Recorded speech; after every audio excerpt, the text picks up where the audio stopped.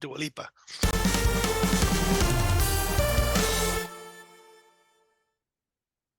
Hello and welcome to another episode of the Plus 63 HP Podcast Reviews Edition. I'm one of your hosts, John Clemente. Alongside with me are two of my bestest best friend.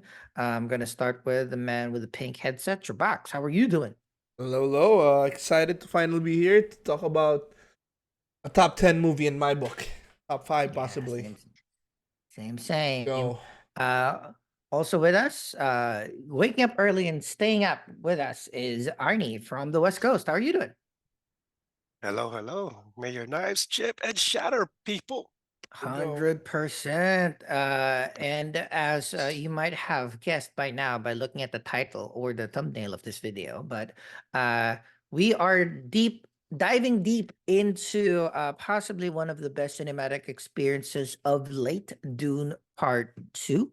As part of our reviews show, Plus 63 HP is a stable of podcasts where we have um, typically earlier the week, Mondays and Tuesdays, we'll have a review of a TV show or a movie that we have seen recently.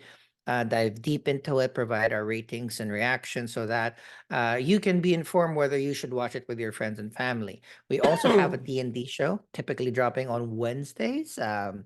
And that's just a bunch of 40-year-old guys and a young lady experiencing her very, very first D&D campaign, recording it for posterity and sharing it into the YouTubes and into the world for you guys' adventure and excitement. We also have a curated lists of featurettes, clips, trailers that we react to so that we can be excited or not excited about content coming down the pipe. And we also have a second D&D show where Chubax and our other bestest best friend RJ play bad Baby. guys.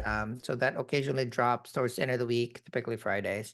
And yeah, we have a bunch of backlog content. So just keep on coming back on the channel because you'll be seeing a lot more content almost daily until we get to a level where we're back on our weekly schedule. But again, this episode, as aforementioned, we are discussing Dune Part 2.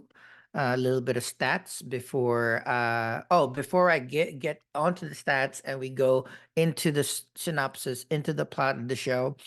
Uh for the six people that have not seen this, Chubax and Arnie, let's give our initial impressions, non-spoilery version for those people that still need a little bit of convincing to watch the show. Let's start with you, Chubax.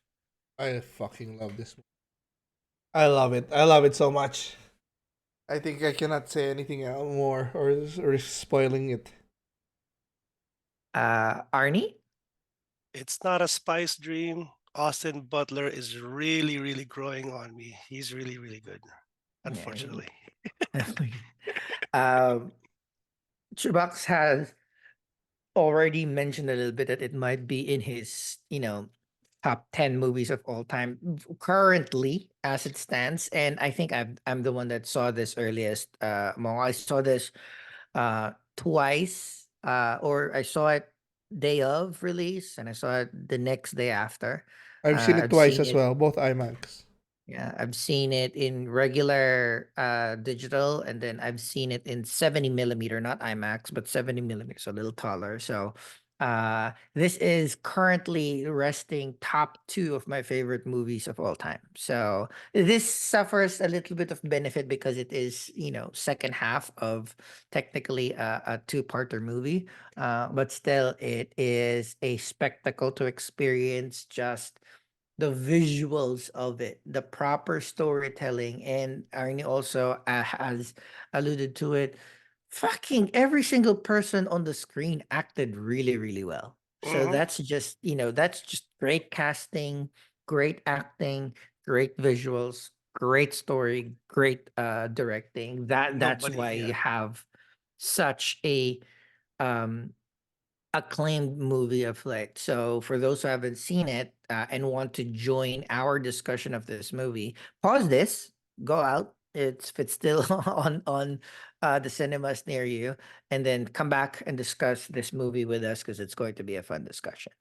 A little bit of stats before we go to the plot. Again, directed by now coming up the ranks, as one of my most favorite directors, Denis Villeneuve of Sicario, Dune Part 1, Blade Runner 2049 fame, Prisoners also. So a lot of very heavy character driven movies, but also spectacles, right? So I didn't like, I caught wind of him in Sicario, Oh, one of the movies that I am extremely impressed with, but it's so heavy I cannot rewatch it again. I have. I like that movie also. That surprised me. And Great, just like there wasn't even really a bad guy there. You know what I mean? I think they're all either they're all Because bad they're guys all or they're bad all Yes. good. guys. It really doesn't. So it's just like for me, like Denis has a command of both character and visuals, so it highlights both. Again, screenplay by Denis and John Spaihts, based on the book of Frank Herbert. Uh, this is like a who's who, like a murderer's row of amazing current actors and actresses. Timothy Chalamet, Zendaya, my ex-girlfriend Rebecca Ferguson. I love him so much. The surprisingly um funny or surprisingly comedic Javier Bardem is there. Josh Brolin comes back. In this particular movie, we add expand on the universe. So Florence Pugh and Christopher Walken Mhm. from the Emperor side is back. Is here. Dave Batista also reprises his role. And then playing his brother again, the breakout, one of the more breakout star, Austin Butler here. Lots of fun facts about him. We dropped like fucking killer new characters like Leia Seydoux. There for Mhm. what 5 6 minutes, but fucking rocked it. Um, and of course, Stellan Skarsgård as like Baron floating Baron. Harkonnen. Jabba the Hutt is kind of great. I've been seeing a lot or trying to now kind of like put Greg Fraser, the cinematographer, in my crosshairs of the other things that or the things that he'll be doing in the future. I think I'll probably have him also high, like I hope maybe not Roger Deakins high, but very, very high because he did the Batman, another visual spectacle, very well shot. And also most recently, he is the cinematographer for The Creator. The Creator with David Washington.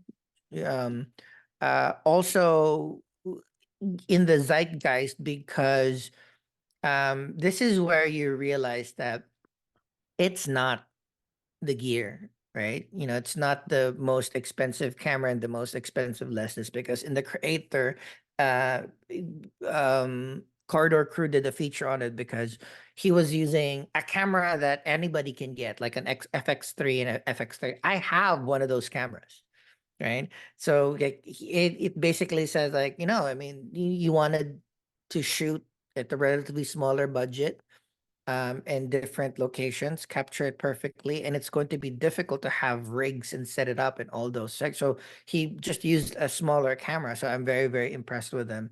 And he had Zero Dark 30 and Rogue One, also one of I think Rogue still my One. favorite. Yeah, he did cinematography Rogue One. Still, I Nice. think my favorite Star Wars movie. So yeah, he is cinematographer of Dune Part 2. Music by, of course, the legendary Hans Zimmer. Um, Mm. Runtime of a very, I mean, it's long. It's 165 minutes. It's almost 3 hours. But I think it Did not was, feel it at all. it did not feel like anywhere close to 3 hours at all. Here's the thing about this movie. That's why everybody's like gushing about it. It was made with a budget of $190 million. That's it That's for it part two. For part for two. part two, right? Wow. Right. Okay. So and in at least to date, or at least what is listed, it has made $587 million. So that's in our rubric of times three the budget. It's past that. Um, the numbers that I have might be a little low because I would swear that this will be a billion dollar movie, but not yet. As at least in the Wikipedia that we're reading right now. So 190 million with this stellar cast with such amazing effects. This is why we have, or we give, the DCU and the MCU such a hard time, because every single movie that they have is 200 or more $1 million, but they don't feel like this. So again, it's not the money, it's the talent. Money helps. So Yeah. those are the stats. Plus the time, because you don't rush movies like this. You just, again, I know it's hard to make movies. You have to have so many things fall into place, but that's the thing. It's not about the adaptation. Like, we all know that the books are way different than movies, Mhm. but it is the smart decision of keeping the things that are important, I think he really got the cutting the stuff. feel, Yeah. the Yep, feel of the book. cutting, getting the actual message across. Yes, you can, because it's a different medium. You can be, and then we're going to discuss this next week with Three Body Problem about the changes from the book to the TV. Doesn't matter if you keep super true to the book, or you change a bajillion things of the source material, but the point is, the end product needs to be good, needs to make sense, paced well, looked well, acted well. So it's a lot of really good decisions that had happened here, and it's very, very impressive. And we're lucky to have amazing pieces of content like this in our lives. So those are the stats. We'll hop into the plot. Okay, who wants? Chubax, want to jump in the plot, or You can do it. Maybe just do it. okay? It. We'll I think it's gonna be We'll fast, just naman. jump in. We'll just Yeah, jump in. Yeah. we'll just, and also this is like the very, very broad plot, because like the funny thing about the movie too is like it feels so big, but when I'm running through the plot in my head, it's It's It's pretty small. pretty, yeah. pretty small, right? So we Small. start the movie right where we left off. Part one, the destruction of House Atreides. So Lady Jessica and Lisan Al Gaib. There's going to be a lot of names. Oh, Timothy Chalamet, Paul Atreides is escaping with the Sand People, and they are being hunted down by what's Harkonnens. Arrakis troops? No, it's like Harkonnen. Harkonnens. uh what's the name of the The the Emperor's race of no, the race of Stellan Skarsgård. Harkonnen. The Harkonnen Yeah, people. Harkonnen. So essentially, Paul and Jessica are trying to escape being wiped out. The Harkonnens are reacquiring Arrakis through very, very violent means.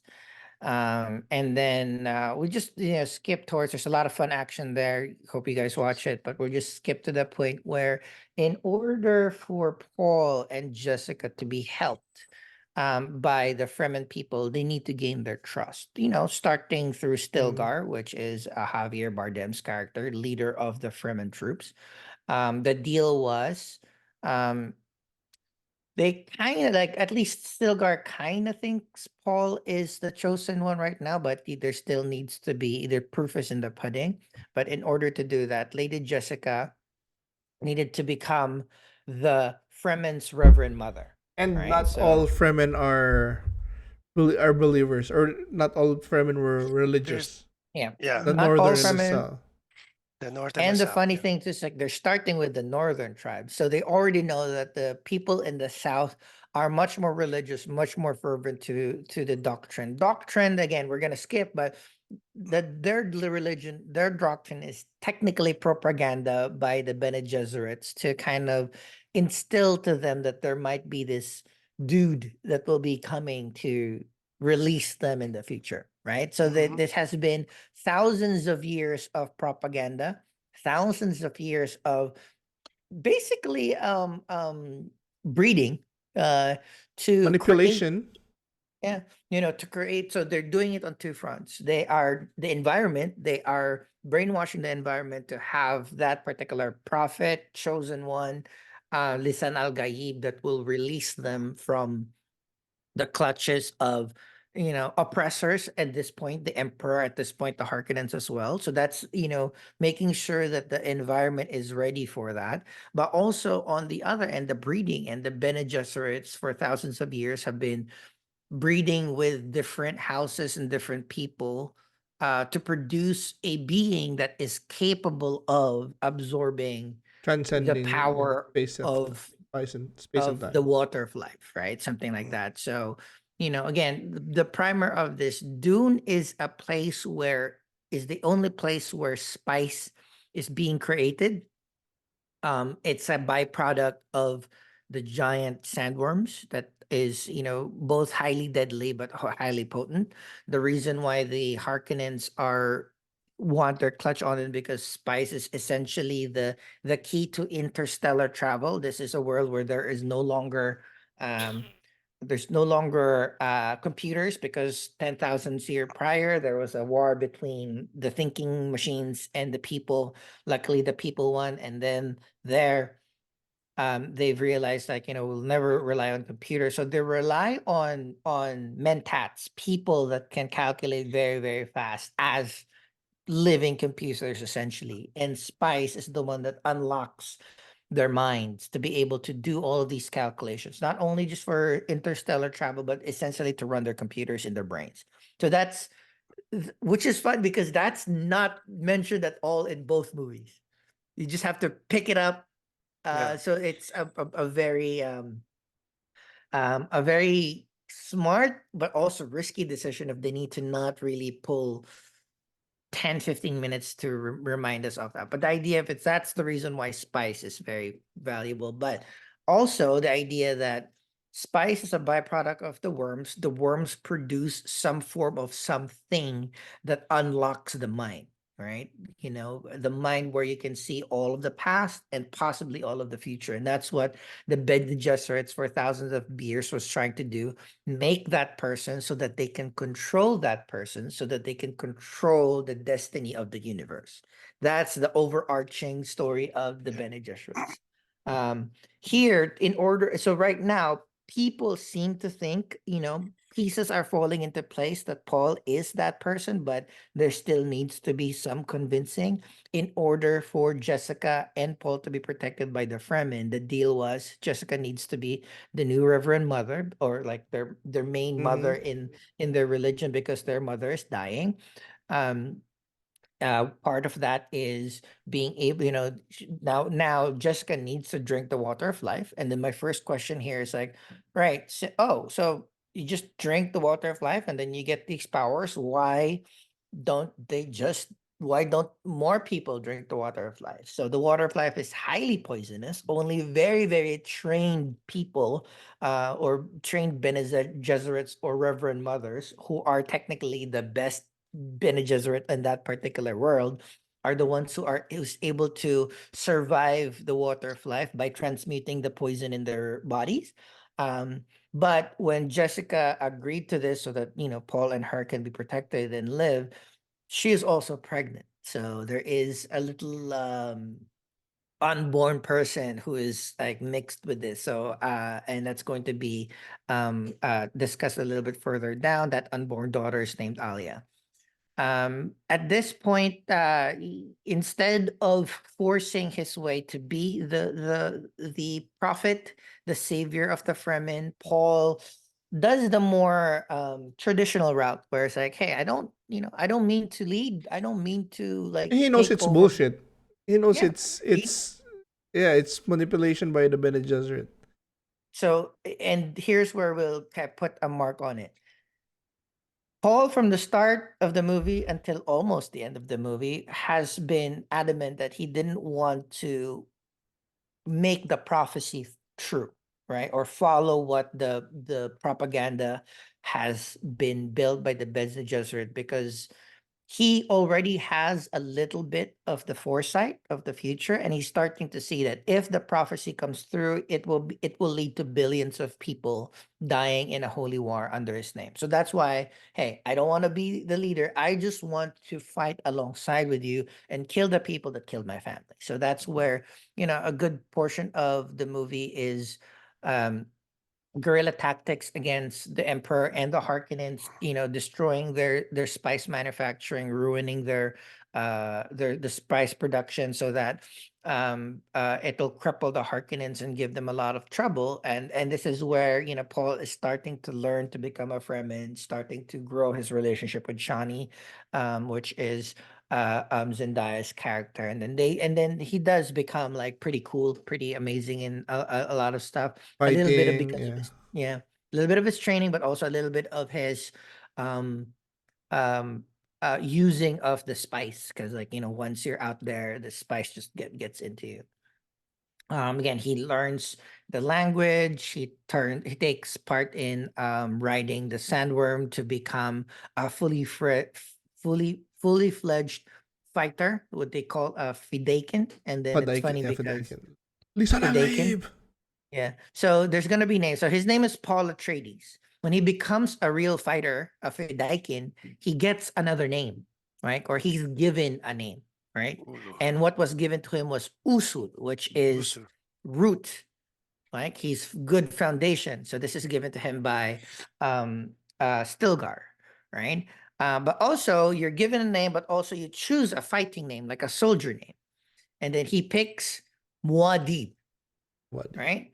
Muad'Dib is the little sand rat, right? And it's funny because like people thought that's like, oh, you're a rat, you're a rodent, but no, it's like that's a smart name. The sand rats can survive. Has survived Arrakis, this harsh environment, produces their own water by themselves. Very very wily, very very smart. So now, okay, so it's Paul Atreides, Usul Muad'Dib, but also the other name that is bestowed upon him is like Lisan al Gaib, which means like the Messiah of that place. All right, a lot of names. Maybe.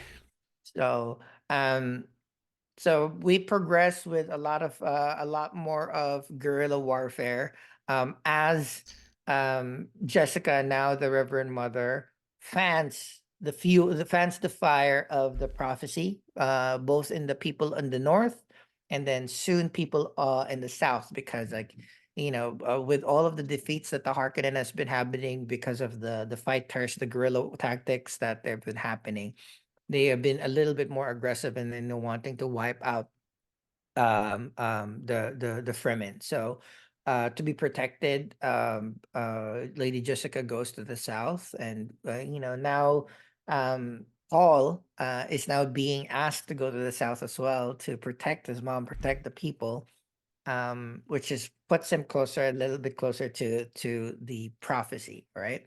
um Quick side note around here, or the parallel path, is we are seeing the Emperor, played by Christopher Walken, and his daughter, who is going to Oh, be amazing. who's going to take over as the Empress at some point when the Emperor dies. Florence Pugh. Florence Pugh is also under the Bene Gesserit training, so she is also part of the plan of the Bene Gesserits as well, to not only to kind of manipulate the politics of the universe, but also produce a possible heir in the future. That's why she's being trained as one of the people that can, uh, uh, control the water or survive the water spice, the water of life and stuff. But now Florence Pugh has started to figure out that it was the Emperor's idea to wipe out it was the emperor who ordered the wiping out of the Atreides family because they're becoming a little bit more independent, Liquidation. Yep. a little bit harder to control. And then the control is not necessarily emperor's part, but the control is the Bene Gesserit's part, right? Not only did Lady Jessica, Rebecca Ferguson, produced an heir that was not 100% approved by the Bene Gesserits through Paul, because the idea was they weren't supposed to produce a male heir or a male person, like a Yeah. male candidate, until 100 years from now. So 1,000 years, what their plan is was like year 900. But because Lady Jessica loved Paul's father, Leto Atreides, that much, like, and they figured like, hey, let's make this the Lisan Al Gaib candidate instead of something else. So yeah, so they wiped out And the plan was for Paul to be with Fader. No, I think that was Vader. the original plan. Austin Butler. Oh, okay. If Oh he yeah, was yeah, yeah. female, Correct, correct. If he Paul was was supposed to be female, female, and then bred supposed to with be wed with Fade Rotha, which is Fade one of the pala, kids Fader, of Fade Rotha. Fade Yeah. Rotha, which is one of the kids of Harkonnen.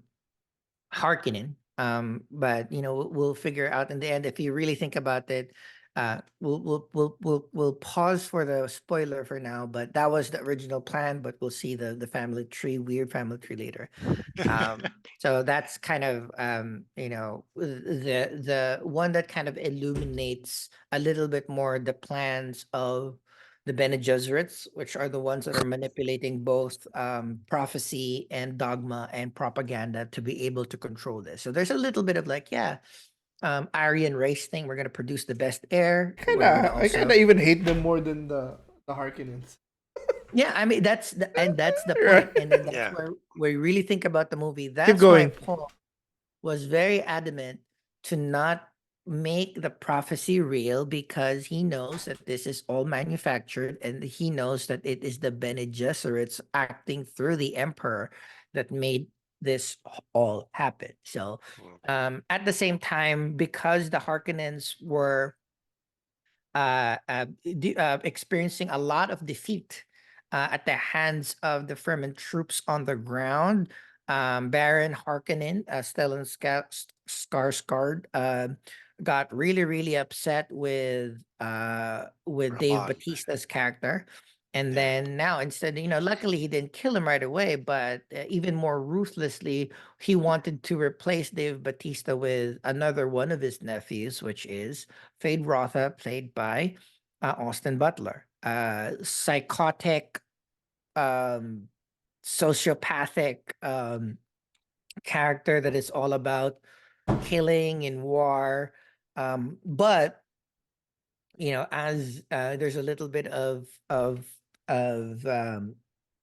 there's a little bit of a moment there where kind of like, all right, he is psychotic, he is sociopathic, he killed his mother because he's just that evil, but he can be controlled because he has a lot of issues and he can be controlled by sexual desires, which Leia Seydoux If it is was just like, Lacey Do, she can control me and I was everything like, as well. and Leia Seydoux can control it. Plus the fact that Bene Gesserits can control their pheromones to not only attract mates but also make sure that they make babies, and the gender of that baby as well. Because one of the smaller plot points was, at this point, the Bene Gesserits are not 100% sure whether Lisan Al Gaib is Paul Atreides, if he can survive the water. So they're kind of hedging their bets by making another one through Leia Seydoux and Fade Rotha. Fade Rotha then starts a very more destructive way to defeat the Fremens by just like wiping everything out using air superiority or like explosive power to just like kill everybody. Then at this point, it's like, why are we trying to live with the Fremen? Let's just kill them all, and that's what he's trying to do. And that's where Paul started becoming forced to kind of not necessarily complete the prophecy, but go to the places where the prophecy may be completed. So now instead of like just staying up north, you have to go south to not only protect the people there, protect himself, protect the protect the fighters um because Fade Rotha is just like destroying everything. Along these lines too, we figure out that Paul's favorite teacher friend, Josh Brolin, has survived the part one, the invasion of the What's his name? Harkonnens. Gurney. Uh, Gurney. Gurney, Gurney. Gurney Halleck. Uh, Gurney is now a smuggler, and he became a Smuggler smuggler. musician. Smuggler musician. Frustrated musician, but he became a smuggler so that he could protect the remaining survivors that he had. So he traded a trip for, out of Arrakis for his remaining people, and then he stayed to help these smugglers in town smuggle more spice. And yeah, there's a little bit of fight where Paul kind of picked or saved, or however which one say, Gurney from this world by drafting him with the war with well, as a fighter for the Harkonnens as well.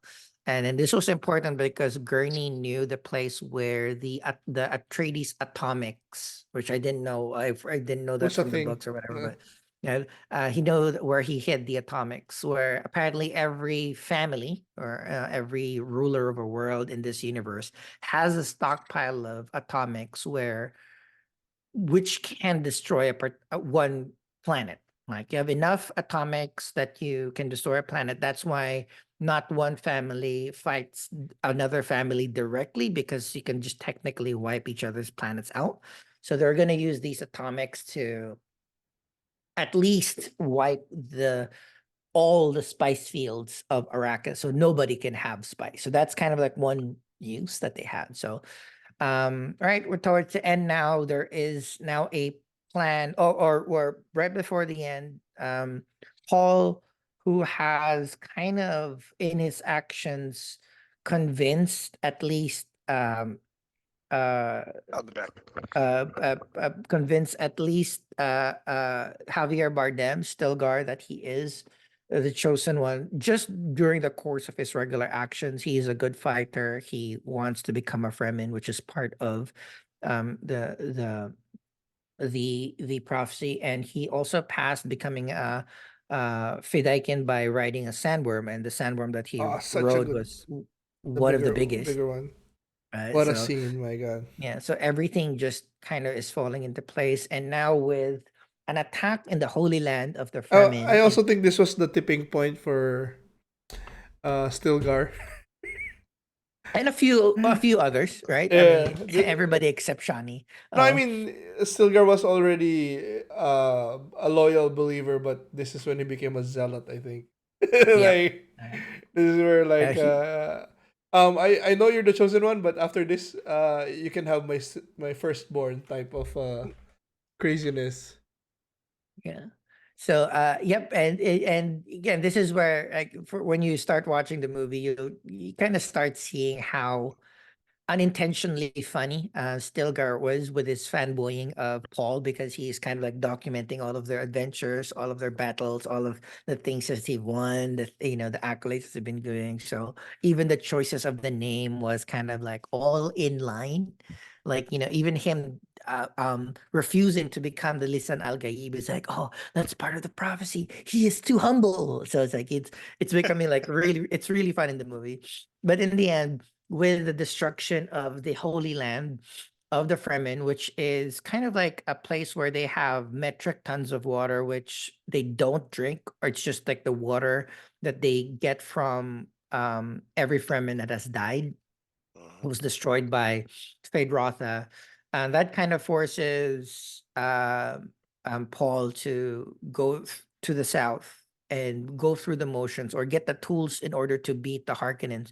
Tools, which is drinking the water of life. So drinking the water So of this life is not where only I've been thinking about it. Like semantics comes into point, but we were discussing about like prophecy and manipulation, where this wasn't a real prophecy, but just the manipulation of the Bene Gesserit. But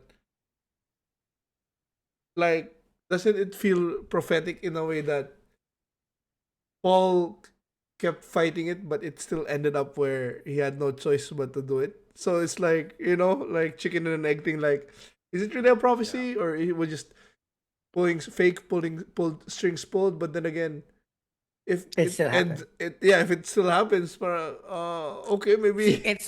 it's layers of seeing the future, because I mean, I'm assuming some Bene Gesserits can see some of the futures too, and this is kind of what they kind of saw, right? Mhm. So, Because we and were this talking is about the first one also, where when what was it?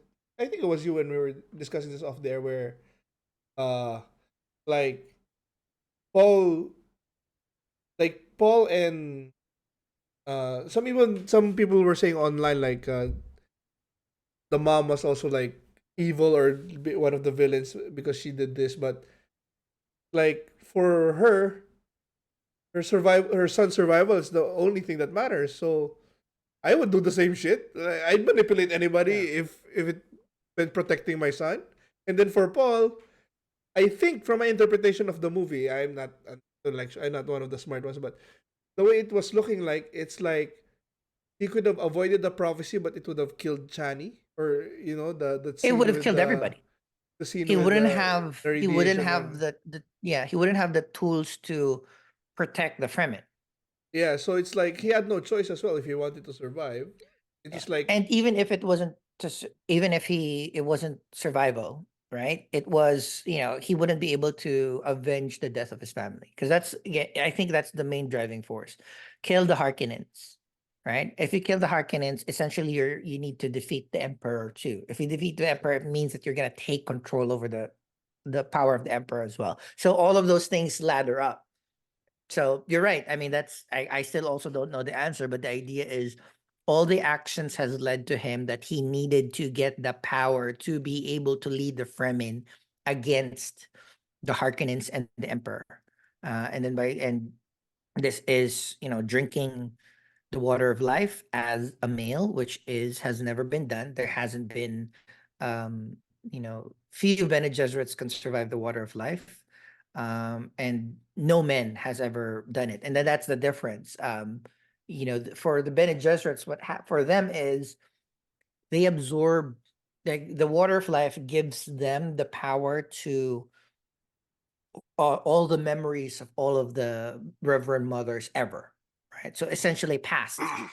What they're trying to do is like, maybe a male who can do the same will not only have the past, but also the future. That's why they're breeding this person. And Paul was that person. He was and able if to you think survive. about it, maybe it's not even seeing the future in so much as because you've seen so much of the past, you can see the threads of like the dominoes Mhm. crumbling instead of like That is the just point. It's like like a in real vision. It's more like you can simulate it because of no, what of all so the 100%. And that's why when it was very specific here, it went once Paul survived it, he doesn't say, I don't only see the past, but I see all types of futures. futures. And he And said he picked there's a path right in the middle. Yeah, I like that scene. Yeah. and So that's basically, he did the Doctor Strange, like just one path, right? yeah, Winning. yeah. Or I mean, he picked one path, Yeah. right? Right. He could pick a bunch of different paths, but for him, like the path that will lead through survival of the Fremen or defeat of Arrakis is this path. This storm that is coming to what is the fucking name of that place? Um Arakim, where it's the center of Arrakis, like that path he saw. So that's the other thing too. And we were talking about this speech that will lead him to lead the Fremen. Um, it was kind of rushed and it was kind of like not heartfelt, but one of the interviews that I've read is like, yeah, that was intended because if you are Paul and you've seen every type of future, you're basically reading a script, right? When you're reading a script instead of internalizing it and performing it, you don't have as much connection with it. So that okay, he was like, I know what's gonna happen already. So But I need to this speak. I this like just like with the voice. Oh, they use it so sparingly and in just the right moments that I can probably practically remember all the times they just did it in part two, and it always had an impact, and it's so good. And as you said, the scene where he goes in front of everybody is like one of my favorite Yeah, cinematic that's moments. Like just so beautiful. and It looks and great. like I told you with the first one also, there's just something perfect with casting Timothy because he looks that soft boy next door type. But when he shouts and it screams, it's more like you can feel his emotion and tension more than if they casted somebody with physical intimidating factor. This is just soft, handsome, pretty boy that screaming at everybody, and it's like it stops like oh it oh his shouts have stayed with me, like in the first movie when he shouts at his mom, get off me, you did this to me. It's just so good. And here in this movie also when he shouts at his mom again, and like that's not hope. It's just so good. I love it. And then he in the Oh scene my god. where you said that he does read the script, but then he basically he calls everybody to a square. Like, oh, fight me, fight me. You think you can take me? And Fucking take me. he Like, has also now again he has all of seeing all the paths. He has the voice too, which we didn't even discuss. Part of the power of the Fremen is to control people through their voice. So all of the abomination things that the Bene Gesserit thought was here. Well, this is the product. This is the result of your meddling. So you found this. So yeah, he was able to rise the army of the Fremen to fight for him, to fight the Harkonnens. Again, there's like a very strategic, that's like another combination too. That's not supernatural. Like his attack on Arrakeen was not. It's very strategic. Like they used an oncoming that knowing that a storm was coming, um, being able to lure the emperor himself down so that they can kill or like capture both the emperor and kill the Harkonnens in one fell swoop. Having the atomics to be used as a way to destroy mountains take so them that they hostage can also. use the sandworms Oh yeah, as that fucking part. awesome shit, right? So all of that was combination of military strategy, but also a little bit of premonition. And then at the end, they were able to storm the castle, kill Baron Harkonnen, and then fight for Oh, and the reveal of we forget that he is Harkonnen as well. The mom so is the part daughter of So Baron how did that Harkonnen. happen? So the Lady Jessica is a daughter of Baron Baron Harkonnen. Harkonnen. Baron. Through Bene Oh, Gesserit means. oh, Mm, okay, okay. So right. they were So inbreeding. They were inbreeding. Hope the female Paul supposedly with Fade fade. Fade Ratha. Yeah, because the thing is like when the atomics, right, it only opens to the genetic material of Atreides, so it worked for Paul. No, he is He is Atreides. Atreides. His Yeah, he's dad, Atreides. but his Yeah. mom is Harkonnen. Harkonnen. Oh, Jessica is Which Harkonnen. I'm glad that they clarified that Jessica didn't even know until she Yeah, drank the the water, water. right? So that's the other thing too. So technically, Paul and so what in the end, Paul kills um Baron Harkonnen very unceremoniously. no, it's And was Stilgar. Stilgar did it. no, Paul did. Was it Paul? I thought it was Stilgar. Stilgar was fighting. Oh no, Stilgar was just like fanboying in the middle, Oh, and okay. then Gurney was fighting against Dave Raban. Batista. Yeah, Yeah. Oh yeah. yeah, and in the end, uh, Paul was gonna kill the Emperor, but Florence Pugh, mentioned like, "Hey, I'll just wed you. Just release my father. Um, don't kill him. We'll wed. No lives need not to be taken, etc., etc." Um, but the other thing that the emperor mentioned, like, nobody is going to follow you. None of the other houses will follow you if you take the throne by force. So he then challenges the emperor to a duel. Chooses and Fade Rotha, of course, Austin Butler, um, volunteers to be the champion. They have this epic fight with the I love that Fade mimicked him as well with the "May thy knife better." Oh, which so Yeah. is now good. the The one of the most delivery. mean things ever. Because like, yeah, if somebody dishes out an awesome line to you and you're not prepared, it's like, shit, did I need to have a line? That's so cool. That's so cool. Let me just repeat it. So With um his own twist. They die knife. And again, there's just a little bit of like factoid here why they used May Thy Knife Chip and Shatter, because I don't think that Denis Villeneuve's version of Dune will use um Kaya. what's Jason Momoa's name? Oh, Duncan Idaho. Idaho. One Duncan of the Duncan ugliest character names ever. Yeah.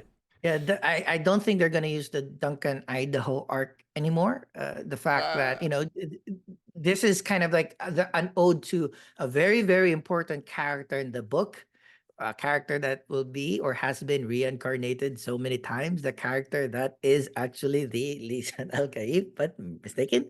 Um, but they, that was Duncan Idaho's salute. So in a very important part, they kind of like I love that they he combined it with the Fremen it saying. it makes sense. Like it's super cool. They have a awesome fight scene. Eventually, after a couple of stabs yeah, to Apollo Atreides, which I actually thought like, is he gonna die? No, he wins. He becomes the new emperor. The emperor kneels to him, but at the end of the movie, as foreseen, none of the other houses recognize Paul's rise to emperorship, despite beating the emperor, despite going to be um um marrying Florence Pugh, the emperor's daughter. So this is where the holy war starts, because now everybody this tiny dude has not only killed Baron Harkonnen, defeated the Emperor almost single-handedly. So now everybody who isn't even a a believer now believes. So everybody except the only gripe that I have in this movie, Chani, who has been told from the beginning that I don't want to, I don't Yeah. want to lose you, because if the prophecy happens, I'm gonna fucking lose you. A lot of people are gonna die, etc., etc. But Shani's like, no, go, go, go, go, go. And the end, Shani sees that, oh, she was taken aback. In the book, she was a concubine. She was okay with the plan. She understood the plan that, Paul needs But to I mean, marry the he has she had a point then because he did start acting different. Well, duh. he did say that he was gonna have to. That's I my only. warned you. But But this I is mean, it's realistic. I mean, she got what she Yeah. wanted and she didn't like it. I yeah. like that she responded like that, not, like she didn't go through. The Which, intent was like if Arnie doesn't know, it's a depart. Oh, Art Jong said it's a departure from the book because in the book she was okay with being the real love, but a consort, just like the Yeah. mom, like his mom, who wasn't really wedded to Duke late to Oscar Isaac. look He was just later. a Yeah. Yeah. consort, yeah.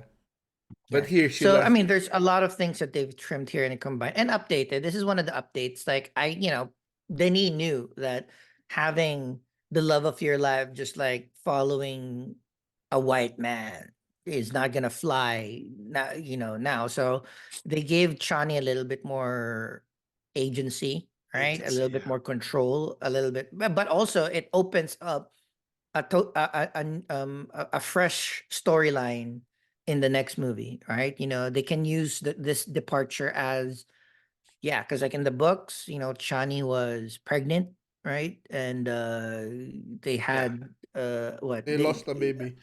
they lost a baby, and the next baby was like a sandworm, or but it's weird. There's a lot of weird stuff that had happened with Chani and their kids, but the idea is like, all right, at least this is all the changes were pretty good. But yeah, that's where the movie ends. The movie ends with the ascendancy to the throne of Paul Atreides, essentially um um making all the prophecies true about what had happened and how it had happened, how the Fremen will be liberated by this person from the stars that was not a Fremen but becomes a Fremen that can see the future, etc., etc. And then now starts billions of people fighting with and for and against Paul and the Fremen, because again, weirdly, there's only one place in the entire universe where spice is, and yeah, everybody wants a piece of Arrakis now. So yeah, that is Dune Part Two. I'm gonna throw it out to you, Arnie. Hey, your Arnie, favorite things that stood out to you. Well, the Um, whole infrared scene, didn't that even discuss that. like if you really want to recommend people to watch it on IMAX, it's for that scene because it's very big, right? This is like I guess like a million, 2 million Harkonnen. The fight scene was meh, but it's more of the build up, right?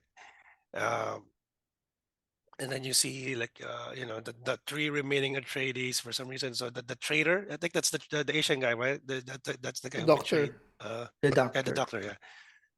So he got his comeuppance in a way. Um, but basically, it's to introduce Austin Butler as the new heir, basically.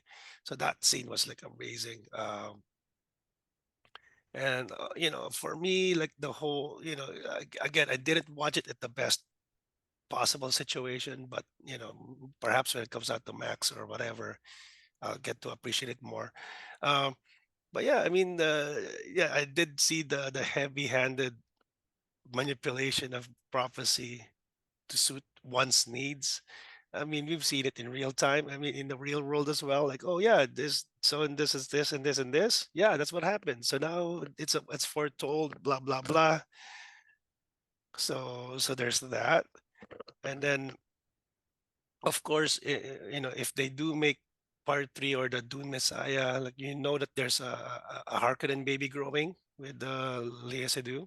So Oh, that's a that was confirmed that part of the reason why Leia Seydoux seduced perfect last name Austin Butler was to ensure that what if let's say Paul dies, they yeah, have an heir, yeah, and then if Paul lives, they still have Paul. So it's like, all right, they're yeah, just like yeah. again, you have to admit the Bene Gesserits were like They play the awesome, long game. They play the long freaking game. awesome.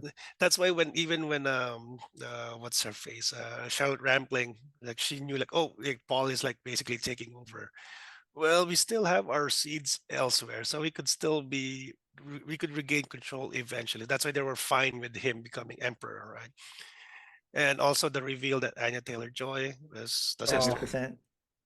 That I was mean, I meet in the theater. Like I was just yeah, watching, and yeah, then once in that dream when he was like walking towards the beach and on the sand, and as the sand crusted, there's an actual beach. So there's yeah, water in Arrakis in the yeah, future.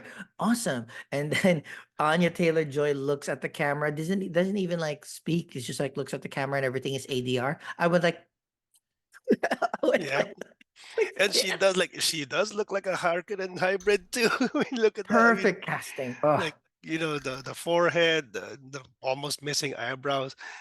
But yeah, and then of course, so that's also gonna come into play because because the mom, Lady Jessica's talking to the unborn child. So that's like the conversations there.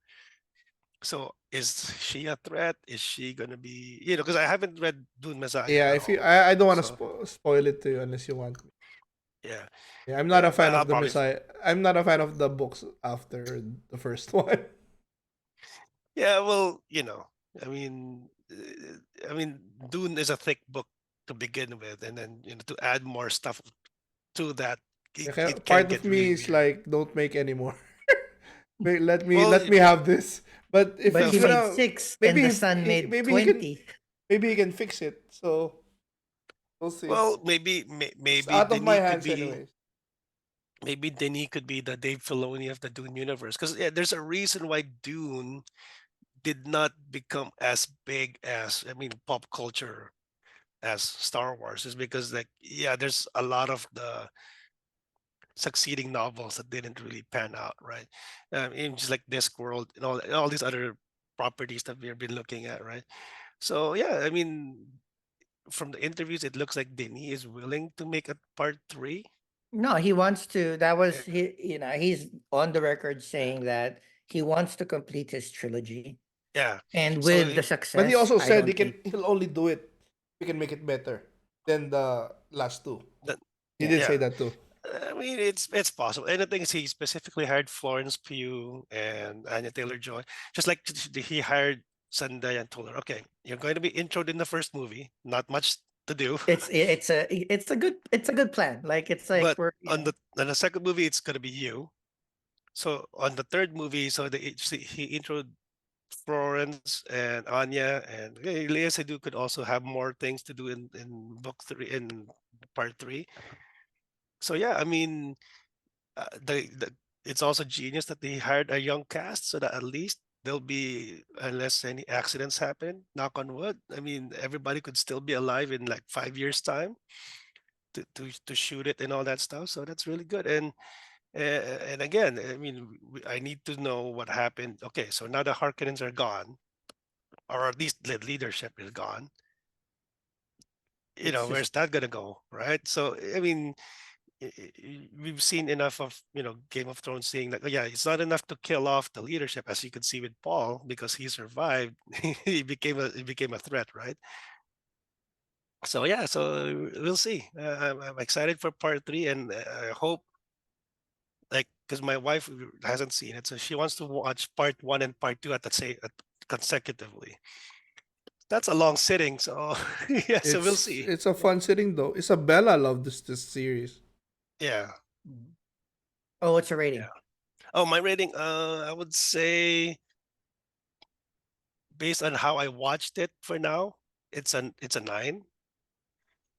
I bet it will be a 10 if I just saw it what's supposed to be shown. But desperate measures. I was dead for a week and a half, so Mhm. you know. Uh, I'll go Yeah, so Chubax can Go. close us out. But again, I think I've mentioned it up top. It is the perfect combination of amazing storytelling, which is a challenge to adapt it from a book that is beloved. So the choices of adding or trimming We're or changing. highlighting and changing a few things is very, very tricky. But in the end, it's a very simple story. Denis did not baby the audience at all. He didn't have to spoon feed every single plot point and clarify every single thing that is confusing. He prioritized maximizing the medium of the movie. So it's an actual awe-inspiring experience to watch. The number of amazing shots that I've seen in this movie is mind-boggling. So much so that I bought Dune 1 on Blu-ray because again, in the end, physical media is dying, but I bought Dune 1 in Blu-ray in preparation of getting Dune 2 in Blu-ray as well because I feel that this is one of those movies where I will watch with director's commentary. I will watch the Mm, art book and everything like that. So mm. that's just so amazing. And again, the basic thing is great storytelling meets great action meets great visual storytelling. It's just a resounding 10 for me. And that's the reason why this is kind of like my second most favorite movie of all time because it had all those plus the difficulty of appeasing um the fandom because like there's always going to be people that will dissect and break down something that yeah, they love too much because they have it in their heads to look to for it to be this way or yeah, storylines that are very important that were not taken. But I think the update to the story is perfect, and also it elevated the first movie. The first movie was already great, and it wasn't gonna crack my top 10 movies of the all time. But part that's one, because part there's so much exposition in Dune. It's very difficult. It's like Game of Thrones level Mm-hmm. politics with two. sci-fi with religion. So it was already difficult, but I still enjoyed it. It was still beautiful. It's still perfectly acted. And then you drop this, so it not only is great standalone, but watch it Dune 1, Dune 2. Oh man. And now even if it takes 3, 4, 5 years to make Dune 3, the experience of watching all those three together Yeah, again, I think it's going to be a masterful experience. And that's what we want. These are long movies. Time is the only thing that we can't get more of, regardless of how much we try. So if a thing makes me this hype and makes me realize that I didn't waste my time watching something, I'm all for it. So this is a 10 for me. Shabox, close us down. Yeah, so this one is, yeah, it's in my top 10, possibly top 5. Need to give more time and think about it, but I just love it. This was like a made for me movie. Uh, the sound, the cast, the visuals, everything was there. But it's more importantly, is the feel, the emotion. Made me laugh. I felt the the action of and the intentions of the director very well.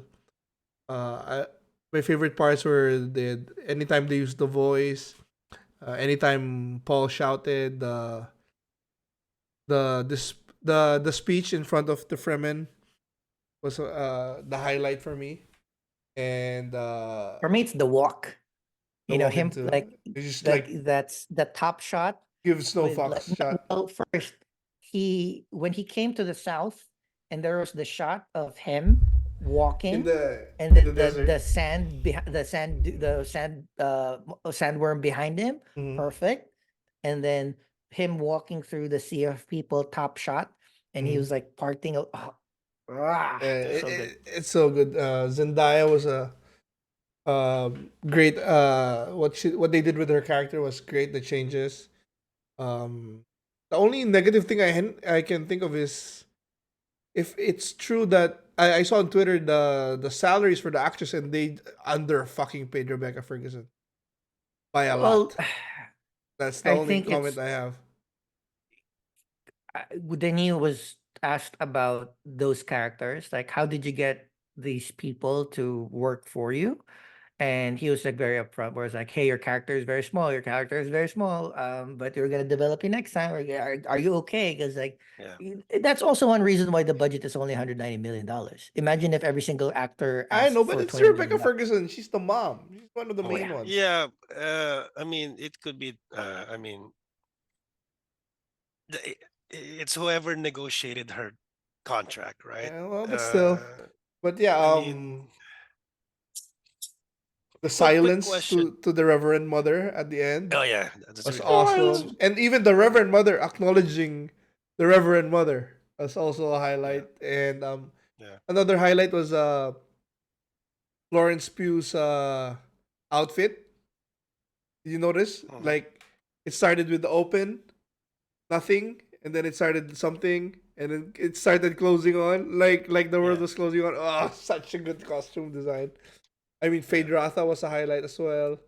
Stilgar was the surprise. Surprise! I didn't expect him to be the one of the X factors of the show. Oh But yeah, yeah. Yeah, I I surprised scored me. better than a 10 if I could, but yeah, 10 is yeah. what we'll do. Quick question. I don't know if you guys talked about it. So remember the army that the emperor lent the Harkonnen? The Sardaukar. Yeah, where were they? They were there, In the second they book. were the ones in front of the ano. In front of the Oh, They so were okay, they so were the ones who the worms came in and attacked. okay, okay, everything in white. Yeah, everything. I mean, I okay. like the fact that everything is like, it is very difficult to shoot in sand, Yeah, but you still have to like differentiate. So like, all right, the Fremen were like gray and black, except for Chani, who had like a gold suit at the end. Oh no, that was in the dream. Yeah. And then you have the Harkonnens in clearly black yeah. suits, and then all the Sardaukar in white. Oh, okay. So yeah, okay. I So want to they watch were it again. God nullified by damn the it. Sandword. I'm waiting They for were, my Blu-ray. Yeah, the yeah. sandworm, the sand, the nukes. That those are the one that nullified. And besides, Fremen are I know Fremen are even better than Sardaukar. One v Ah, one. Yeah. That's how okay. scared. They just been they've just been So fighting guerrilla style. And there's how many did they have? Like 20,000. He said. Oh, when he was talking to Gurney, how many people working under millions. you? 2000. No, no, no. At the He had start, when they He had met, 200, 200. yeah, He had 200. 200. yeah, you did this with 200. There's millions in the south. Like, Yeah. Yeah. And it's part of the being exposed to spice as well, right? That's and the just the effect of harsh spice. life, the harsh Mm. life. Living Yeah. there, it's gonna make you want it more. So, So that's yeah, it. that's it. What amazing movie. Amazing movie.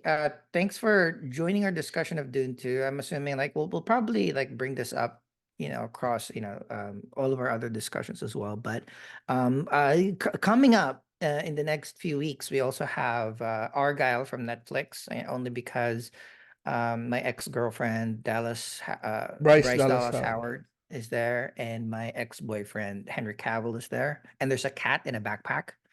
One of the reasons why I'm watching it. And Dua Lipa. Dua Dua Lipa Lipa. too. I didn't realize, like, oh my God. Um, Chubax and I, like, it's one of my favorite sci-fi books, trilogies, Three Body Problem.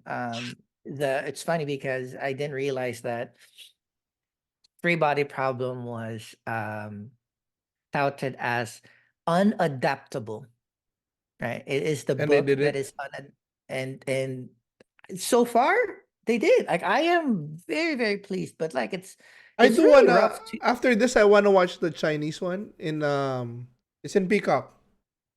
oh it's in I'm Yeah. watching I've started watching it in